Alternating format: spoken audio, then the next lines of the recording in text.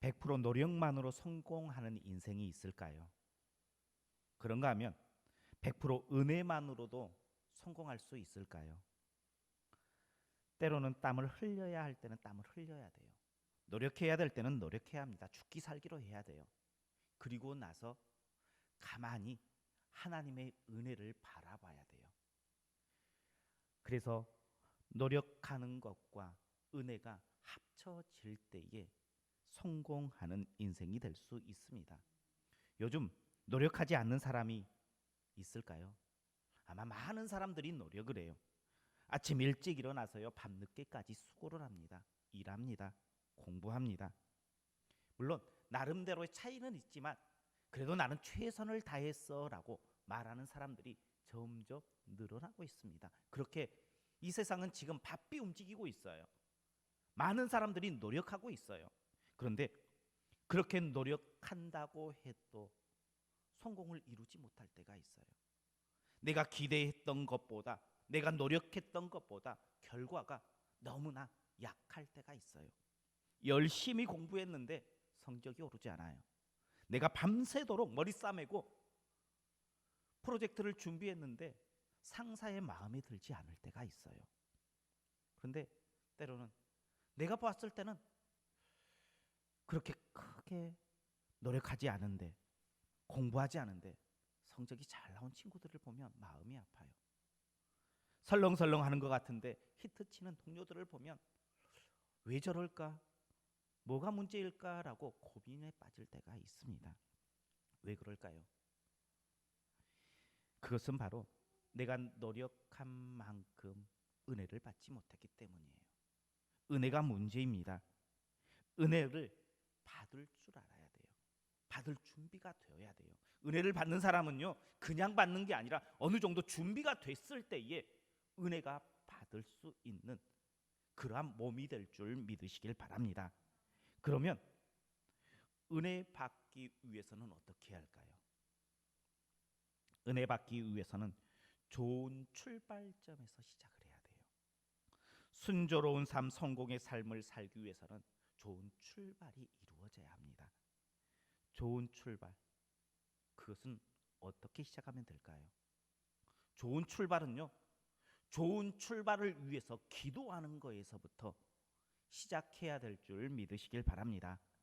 드림 2023년이 시작한 지 벌써 한 달 가까이가 지났습니다. 새롭게 시작했다가 어떻게 보면 멈칫한 시점이 바로 이 시간이 아닐까라는 생각을 해봅니다. 멈칫했을 때 어떻게 해야 할까요? 멈칫했을 때에 포기해야 할까요? 다시 시작해야 할까요? 우리 성도님들은 어떤 것을 선택하시겠습니까? 물론 멈칫했을 때 다시 일어나야 합니다. 이렇게 다시 일어나서 출발할 때에 어떤 출발을 하시겠습니까? 적당한 출발 말고요, 기도의 마음으로 출발하면서 좋은 출발을 하는 우리 성도님들 되시길 주님의 이름으로 축복합니다. 우리가 잘 아는 아브라함의 종 엘리에셀이라는 사람이 있습니다. 그는 아브라함에게 미션을 받았어요. 하란에 가서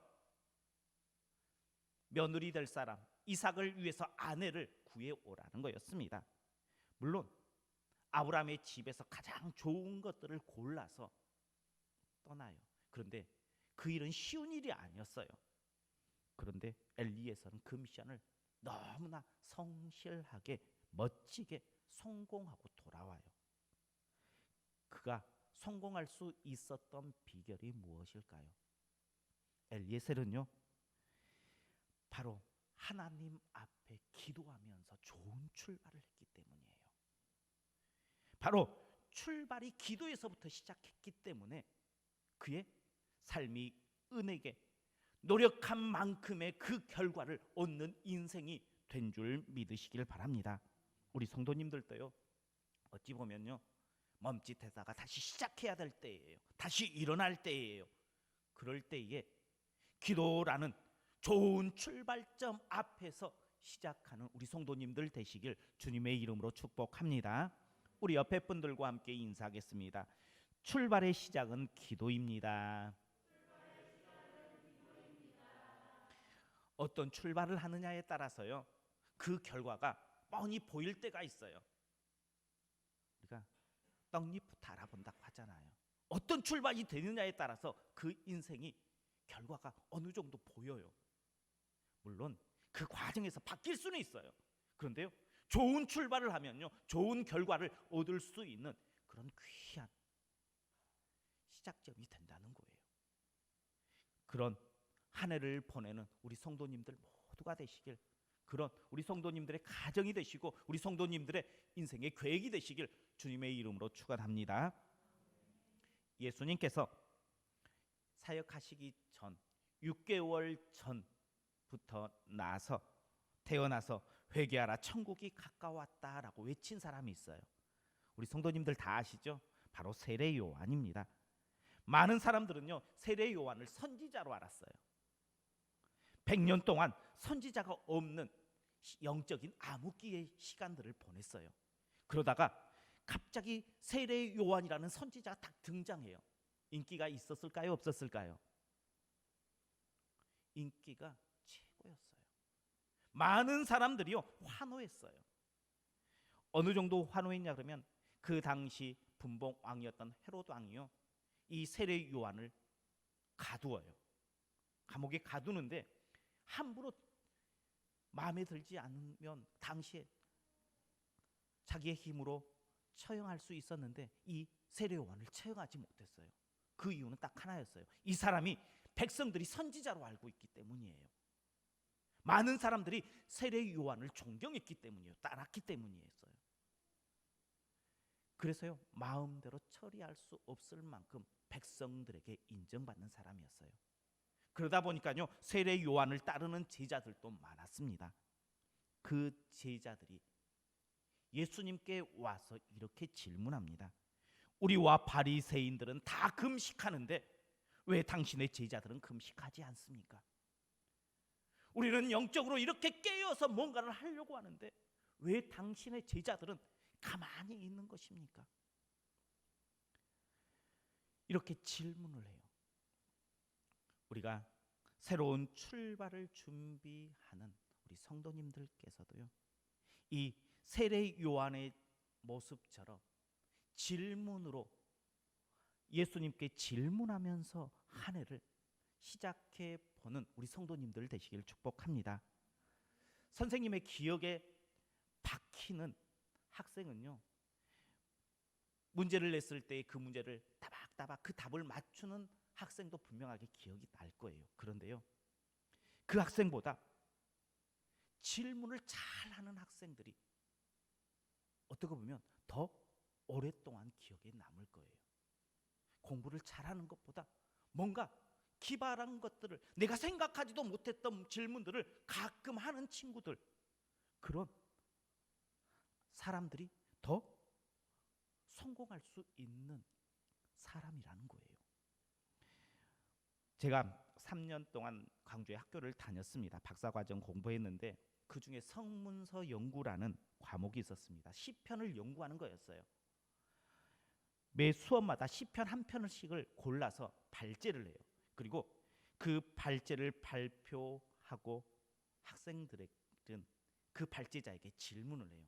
그런데 우리나라 그 교육 방식이 질문을 이렇게 하고 토론하는 형식이 아니잖아요. 저 또한 그랬어요. 그런 교육 가운데 있었어요. 그래서 질문하는 게 쉽지 않더라고요. 이렇게 질문을 해야 되는데 질문을 하지 않아요. 그래서 교수님이 그냥 한 사람 한 사람씩 질문거리를 한두 개씩 만들어 오라는 거예요. 그래서 질문을 하는데 질문하는 게 참 힘들더라고요. 어떻게 보면 발제가 힘들어야 되는데, 물론 이 성문서 연구가요, 발제도 힘들었어요. 원어를 성경으로 대한 히브리어를 공부를 해야 됐고요. 그거에 따른 주석도 달아야 됐고요. 그 시대적 배경, 주대 관심사, 여러 가지 것들을 다 준비해서 가야 되는 거였어요. 그래서 발제가 참 다른 과목보다 어려운 과목이었어요. 그런데요, 힘들었던 것은요, 그 발제가 힘든 것이 아니라 질문거리를 매 시간 만들어가는 것이 힘들었어요. 발제는 딱 한 번만 하면 됐었거든요. 근데 질문거리는 매 시간 만들어 가야 돼요. 대신에 밟지 않은 사람은 질문거리를 만들어 갈 필요가 없어요. 그러니 학생들이요, 밟지 않은 것보다 질문거리를 만들어가는 것이 더 어려워했던 과목이었습니다. 질문을 해 나가는데요, 진짜 아는 사람이 아니면 질문을 할 수가 없더라고요. 모르는 사람은 질문도 어려워요. 어느 정도 그 시대적인 배경을, 성경의 배경을 아는 사람만이 질문할 수 있어요. 좀 더 깊은 연구를 하기 위해서, 서로 토론하기 위해서 이런저런 질문을 하는데, 구약을 전공한 사람들은 그래도 질문을 하더라고요.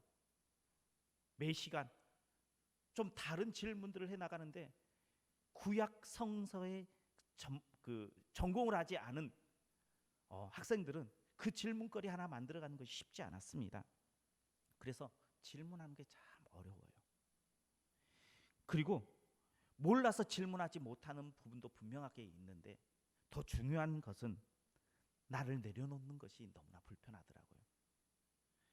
질문이 이것을 하면 다른 사람들이 나를 어떻게 볼까? 라는 마음이었어요. 이 질문을 하면 창피당하지 않을까? 다 아는데 나 혼자 모르는 건 아닐까라는 그러한 마음 때문에 섣불리 질문하는 것도 쉽지 않았습니다. 이렇게 모르는 것을 묻는 것은 창피한 일이 아니잖아요. 어떻게 보면 용기가 필요한 거예요. 그리고 가만히 보면요, 내가 이게 물으면 창피할까 아닐까 이렇게 고민하고 있는데, 다른 사람이 그 질문, 똑같은 질문을 해요. 그러면 나만 모르는 게 아니었잖아요. 다른 사람도 모르는 거였어요. 그런데 나 혼자 끙끙대었던 그러한 모습이 있었습니다. 한 해를 출발하면서 우리 성도님들께서도요, 우리 주님께, 하나님께 질문을 많이 던지는 성도님들 되었으면 좋겠어요. 질문을 잘 던지기 위해서 열심히 고심하십시오. 질문을 잘 던진 인생은요, 절대 실패하지 않아요. 그런데 고민은 우리가 하나님 앞에 질문을, 하나님께서 흡족한 질문을 던지려고 하는 욕심이 문제일 때가 있어요. 하나님 앞에 좋은 기도문을 가지고 하나님 앞에 기도해야겠다라는 그 마음, 하나님 앞에 내가 다 준비된 상태에서 하나님 앞에 헌신해야겠다라는, 어떻게 보면 하나님을 흡족하게 뭔가를 하려고 했던 그러한 것들이 걸림돌이 될 수 있다는 거예요. 하나님께서 우리의 수준 알아요, 몰라요? 우리의 수준 알아요. 우리의 상태 알아요. 그러면요, 내가 궁금한 것 있으면 하나님 앞에 물으세요. 하나님은 이렇게 하면 만족할까 말까 고민하는 것이 아니라 용기를 내어서 하나님 앞에 묻고요, 용기를 가지고 하나님 앞에 기도하고요, 하나님 앞에 헌신하세요. 이것이 하나님 앞에서 질문하는 모습이에요. 절대 질문을 하는 사람에게는요, 하나님께서는 외면하지 않으세요. 사람은요, 질문하면요 어떻게 합니까? 한 번 하고 두 번 하고 너 이것도 몰라 하면서 핀잔 줄 때가 있어요. 똑같은 질문하면요 짜증내잖아요. 제가 어렸을 때가 아니죠. 제가 대학교 다닐 때쯤 되었을 때 할머니가 좀 치매가 있었어요. 아버지 어디 갔느냐 물어보면요, 고기 잡으러 갔어요. 조금 있으면 오신대요. 몇 분 지나지 않아서 아버지 어디 갔어? 또 물어요.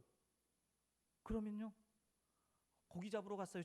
방금 전에 이야기했잖아요. 또 물으면 어땠을 것 같아요? 짜증 냈을까요, 안 냈을까요? 짜증이 나더라고요. 이렇게요, 사람들은요 계속 물으면 짜증 내요. 그런데요, 하나님께서는 똑같은 질문을 하고요, 똑같은 상황에 있어도요, 하나님께서 그 답을요 짜증내지 않으세요. 세심하게, 더 똑같은 질문을 하면요 더 신중하게 답해 주시는 분이 하나님이신 줄 믿으시길 바랍니다. 그러니 하나님 앞에 물으세요. 물으면요, 질문하는 사람은요 절대 딴 길로 가지 않아요. 그러나 모르면서 체면 때문에, 여러 가지 문제 때문에 묻지 않고 기도하지 않으면요, 잘못해서 돌아가는 인생이 될 수 있어요. 좋은 출발은요, 하나님 앞에 묻는 출발이에요. 하나님 앞에 나오는 거예요. 그러니 드림 2023년 새롭게 시작하려고 한다면, 아니 다시 우리가 시작해야 된다 그러면 하나님 앞에 질문을 많이 만들어가는 해를 만드시는 우리 성도님들 되시기를 축복합니다. 그러면요, 돌아가지 않는 성공하는 한 해가 될 줄 믿으시길 바랍니다. 두 번째, 새롭게 시작하는 사람은요, 예수님을 기준 삼는 삶으로 시작하는 거예요. 지금 요한의 제자들이 묻습니다. 우리는 하는데 왜 당신들의 제자들은 하지 않습니까? 우리는 이렇게 신앙생활을 하면서 금식하면서 영적인 일들을 하는데 왜 당신의 제자들은 하지 않습니까? 그때 예수님께서 이렇게 말씀하십니다. 혼인집 손님들이 신랑과 함께 있을 동안에는 슬퍼하지 않는다. 그런데 신랑을 빼앗길 날이 올 것이다. 그때는 금식해야 된다라고 이야기해요. 요한의 제자들은요, 금식의 때가 지금 언제라고 이야기해요? 지금이다라고 이야기를 해요. 그런데요, 예수님은요, 지금이 아니라 때가 온다라고 이야기해요. 사람은요, 사람이 정한 때가 있어요. 하나님은요, 하나님이 정해 놓으신 때가 분명하게 있다는 거예요. 신앙생활을 하는 사람은요, 그리스도인들은요, 사람의 때를 쫓아가는 사람입니까? 하나님의 때를 쫓아가는 사람입니까? 하나님의 때를 쫓아가는 사람들이에요. 그러나 하나님께서 우리에게 정해 놓으신 그 때를 기다려주지 못할 때가 있어요. 성도는 나의 기준이 아니라 주님의 기준을 따라서 걷는 성도라는 거예요. 왜 주님의 기준으로 우리가 기준 삼아야 할까요? 왜 내 때는 안 되는 건가요? 그 이유가 무엇일까요? 요한복음 2장에 보면요, 가나 혼인잔치가 나옵니다. 가나 혼인잔치 가운데에 갑자기 포도주가 떨어집니다. 아마 신랑은 포도주를 준비하는데 이 정도면 충분하다라고 여겼을 거예요. 그런데 떨어졌어요. 우리의 기준은요, 이렇게 기쁨이 최고조에 올랐을 때에 그 흐름을 딱 끊어버릴 수 있는 그러한 결정적인 순간들이 온다는 거예요. 그것으로 만족하지 못할 때가 있다는 거예요. 내 노력이 아무리 완벽하다라고 생각할 때라, 완벽하다고 생각했다 할지라도 그 완벽했던 순간이 다 끊어질 때가 있다는 거예요. 그때에 어떻게 됩니까? 누가 채워줘야 합니까? 예수님께서 채워주셔야 돼요. 예수님께서요, 그 가나 혼인잔치에 우리 사람들이 생각했던 그 기쁨, 최고조의 기쁨을 이어갈 수 있도록 예수님께서 채워주신 거예요. 우리의 것들은 분명히 한계가 있어요. 우리의 때는요, 우리가 아무리 완벽하게 준비한다 할지라도 부족한 부분들이 있어요. 우리가 노력한다고 해갖고 모든 것이 성공하는 것이 아니에요. 분명한 것은요, 우리의 한계점에 도달했을 때에 그것을 채워줄 수 있는 분은 예수 그리스도인 줄 믿으시길 바랍니다. 그러니 우리는 어떻게 해야 합니까? 내 기준을 삼아야 할까요? 예수님을 기준 삼아야 할까요? 예수 그리스도를 기준 삼는 우리 성도님들 되시길 축복합니다. 그러니 주님과 함께 가십시오. 그 기준을 나에게 두지 말고 하나님께 두십시오. 성도는요, 노력이 중요해요. 세상 사람들만큼 노력해야 돼요. 노력하지 않고 성공하려고 하면 그것은 도둑놈이에요. 노력해야 합니다. 그런데 그보다도 더 중요하게 여겨야 되는 것은요, 하나님의 은혜가 내 안에 있다는 것을 확신하며 살아가는 거예요. 우리가 노력하고요, 하나님의 은혜를 구하면 하나님께서는 그 은혜 채워주십니다. 그 하나님을 기억하는 우리 성도님들 되시길 축복합니다. 그래야 절대 우리는 그 기쁨의 잔치를 계속해서 누릴 수 있는 거예요. 그것은 그냥 내 기준이 없으니까 아무 생각하지 말고 삶을 살아가는 거 절대 아니에요. 하나님 앞에 묻고, 내가 열심히 하고 하나님 앞에 묻고, 하나님께서 말씀하시는 그 길을 택해서 걸어가라는 거예요. 그것이 성공하는 인생 될 줄 믿으시길 바랍니다. 드림 2023년 뜻을 이루는 그 기쁨의 잔치를 계속 누리는 한 해가 되시길 축복합니다. 세 번째, 새로 시작하는 성도는요, 신축성을 가져야 합니다. 새 포도주는 새 부대에 담아야 한다라고 이야기합니다. 그 이유는 어떻게 보면 딱 하나예요. 새 포도주를 담으면요, 그 포도주가 발효를 해요. 그래서 부피가 늘어납니다. 헝가죽 부대는요, 늘어날 대로 다 늘어나 있는 상태예요. 더 늘어날 수가 없어요. 그런데 새 포도주를 거기다 담아봐요. 어떻게 될까요? 터질 수밖에 없습니다. 그래서 새로 담근 포도주는 신축성이 있는 새 가죽 부대에 담으라는 거예요.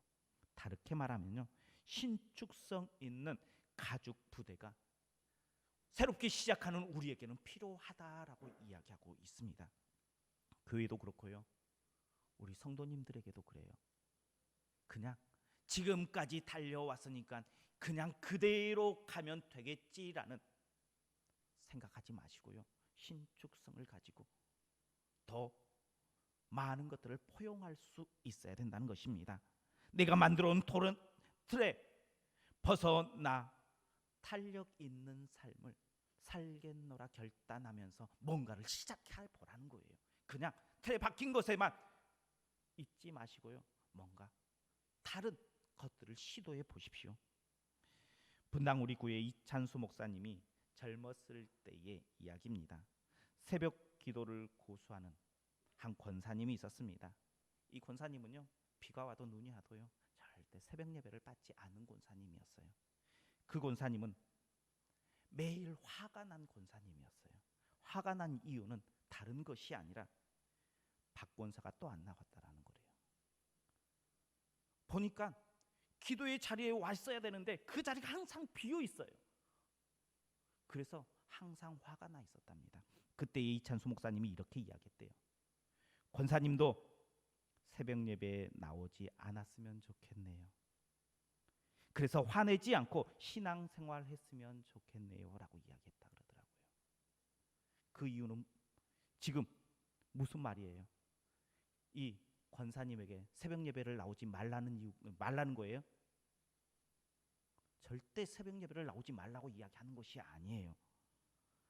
새벽 예배를 드리는 것보다 하나님 앞에 나와서 기쁨으로 예배 드리는 것을 더 먼저 해라는 거예요.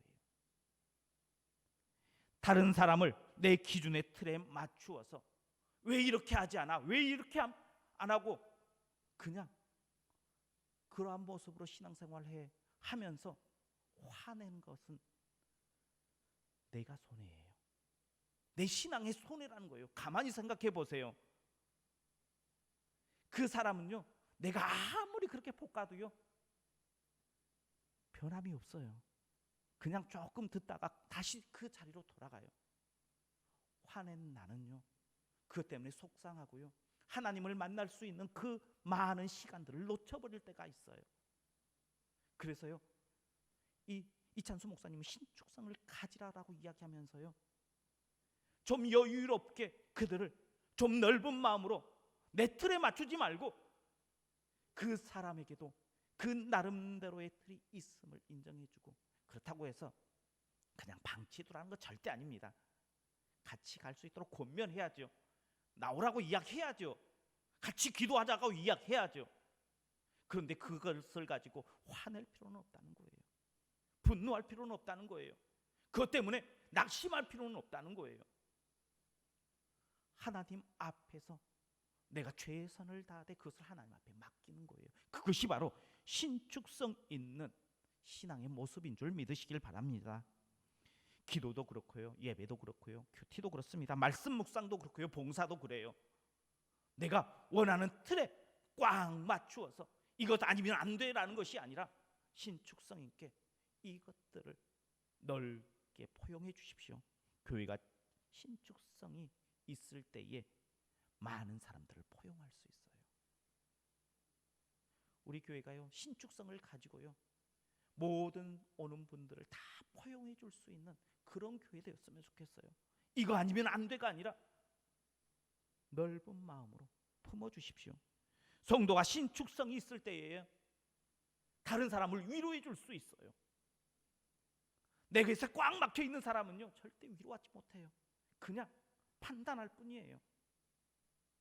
위로해 주기를 원하면 신축성이 있는 모습으로 다가가십시오.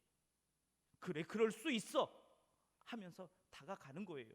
그리고 나서 점점 그 길을 하나하나 다듬어 주는 거예요. 신축성을 가진 사람들이 모든 사람들과 어울릴 수 있어요. 함께 할 수 있다는 것입니다. 신축성이 있어야 한 번 넘어졌다고 해서 좌절하지 않고 다시 일어날 수 있어요. 새롭게 시작하는 마음이 우리 가운데에 생긴다면 신축성을 장착하십시오. 그래야 더 유연하게 많은 상황 가운데 대처할 수 있는 능력의 사람이 될 줄 믿으시길 바랍니다. 우리는 어떻게 보면 지금 다시 시작해야 될 때예요. 다시 일어나야 될 때입니다. 그때예요. 생각하십시오. 나 혼자가 아니에요. 내 옆에 누가 있어요? 하나님이 있어요. 그 하나님께요, 물으세요. 질문하세요. 하나님, 어떻게 해야 돼요? 하나님, 방법이 없는데 어떻게 해야 됩니까? 묻고 나가세요. 그리고요, 하나님께 기준을 맡기세요. 물었으면 어떻게 해야 돼요? 하나님의 그 답변도 내 삶에 적용을 해야죠. 묻기만 하면 되는 게 아니잖아요. 물었으면 그 기준을 삼고 한 걸음 한 걸음 전진해 나아가세요. 하나님이요, 우리의 지혜로운 것보다 하나님의 미련한 것이 훨씬 더 지혜롭다고 말씀하세요. 우리가 보는 것보다 하나님께서 바라보는 것이 훨씬 더 멀리 보고요, 깊게 바라보세요. 그러니 하나님께서 말씀하시면 그 말씀에 기준 삼고 한 걸음 한 걸음 전진해 보세요. 그리고요, 신축성을 장착하세요. 포용할 수 있어야 돼요. 사람들을 만나서 포용하고요, 이해해 주려고 하고요, 내 틀에 맞추는 것이 아니라 좀 더 큰 모습으로 예수님의 마음을 가지고 품는 우리 성도님들 되시기를 축복합니다. 그럴 때에 실패하지 않는 성공의 삶을 살아갈 수 있어요. 그럴 때에 우리가 노력하는 그 모든 노력 가운데에 은혜를 더하시는 하나님을 만나게 될 줄 믿으시길 바랍니다. 그런 드림 2023년 되는 우리 교회와 우리 성도님들 가정이 되시길 주님의 이름으로 축원합니다. 기도하겠습니다.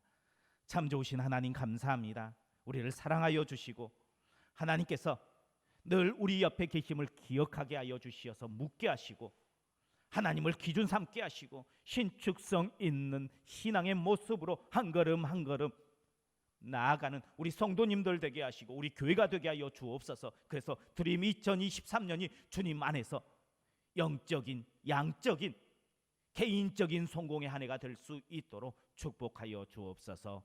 예수님 이름으로 기도하옵나이다. 아멘.